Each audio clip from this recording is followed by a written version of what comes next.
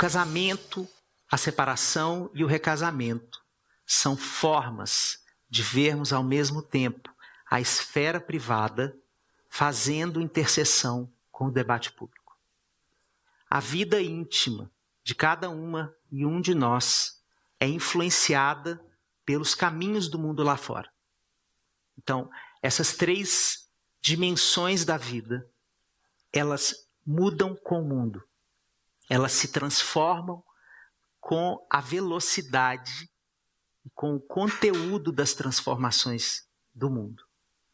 E nós podemos dizer que de 50 anos para cá, esses três conceitos foram profundamente alterados. Esse é um tema que nos interessa, não só porque nós o vivemos na nossa vida privada, mas porque ele está presente em todos os debates da sociedade brasileira.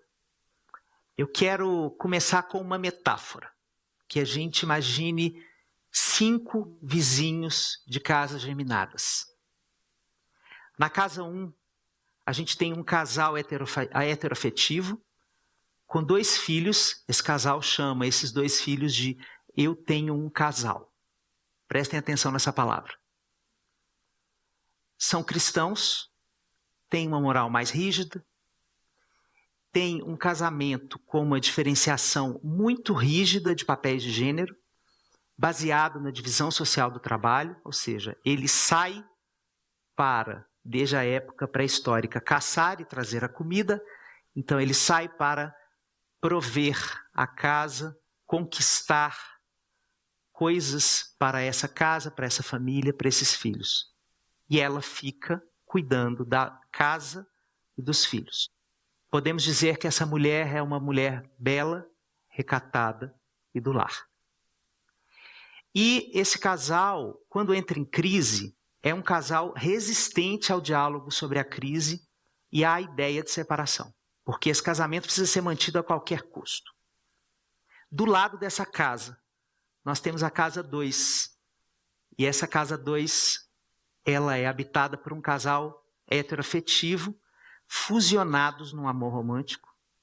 Se a gente fosse pensar num refrão de uma música para esse casal, seria "Caso Sério", da genial Rita Lee, que a gente tem sempre que render homenagens para essa grande mulher e artista do nosso tempo, é que nós dois somos um.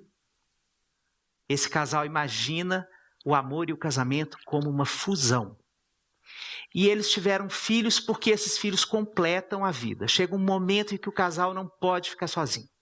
Ele precisa dos filhos para completar um certo vazio que se lhes apresenta. E esses 2, eles trabalham, eles têm carreiras próprias, mas tem pouco espaço para a vida privada porque eles vão juntos, como se eles fossem um só, para todo lado. E esse casal sofre muito com as crises. Na casa do lado, casa 3, tem um casal heteroafetivo que acabou de se conhecer no Tinder há muito pouco tempo. Então eles tiveram uma noite, se pegaram ali. E eles decidiram começar a testar uma coabitação. Eles têm um relacionamento aberto. Eles acreditam que a monogamia é uma coisa deletéria para a vida conjugal e eles apostam no poliamor como a saída de todas as pretensas faltas de liberdade que a monogamia possa lhes entregar. Esse casal não quer ter filhos, porque eles têm um projeto de carreira muito fulgurante e eles prezam profundamente a vida privada.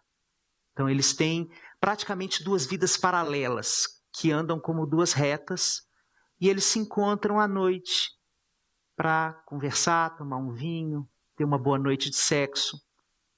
E eles jamais deixam de cogitar a separação. A separação é uma entidade que pode aparecer a qualquer momento e os 2 estão bem certos disso, bem seguros de que isso é uma possibilidade. Do lado dessa casa tem a casa 4, que é um casal homoafetivo, podemos pensar num casal de 2 homens ou de 2 mulheres, não importa. Eles têm um dilema, se eles têm ou não filhos, que é transformar a própria família numa família parecida com uma família heteroafetiva. Tem uma questão aí nesse casal.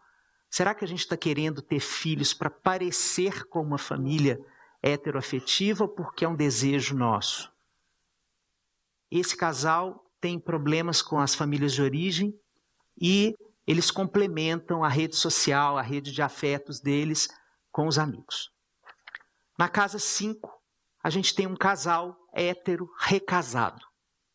Os dois vieram de separações e trouxeram os seus filhos dos antigos casamentos. Eles se veem progressistas, antirracistas, anti-LGBT-fóbicos, lutam por causas sociais importantes nas redes sociais, têm trabalhos consolidados e vivem dificuldades importantes nos questionamentos da mulher sobre a carga mental. A mulher está dizendo, você parece ser desconstruído, mas não tropo. Mas não tanto, eu preciso te dizer que você não está com essa bola toda. E o homem se defende e se diz já bastante desconstruído, eles entram numa grande crise. Esse casal procura muito terapia de casal hoje. Esses 5 casais, essas 5 casas poderiam ser 10 mil. E esse condomínio se chama Brasil. Nós somos esse condomínio em que nós não temos uma noção muito concreta, rígida, única, inquestionável do que seja um casamento. Nós temos ideias, conceitos, valores e práticas de vida, projetos de vida muito divergentes entre si, cabendo nessa mesma palavra, casamento. Vera Conelli, uma das maiores intelectuais do nosso tempo, ela me disse assim, não sei se você já prestou atenção, Xande, mas quando a gente anda pelo Brasil, a gente não caminha no espaço, a gente caminha no tempo. O Brasil, ele tem várias fases históricas de constituição do que seja a vida cotidiana. Então, quando a gente anda 200, 300 quilômetros de qualquer capital do Brasil, a gente parece que viaja no túnel do tempo. As noções do que seja casamento vão se transformando quando a gente vai caminhando pelo solo brasileiro. A gente vive num país múltiplo.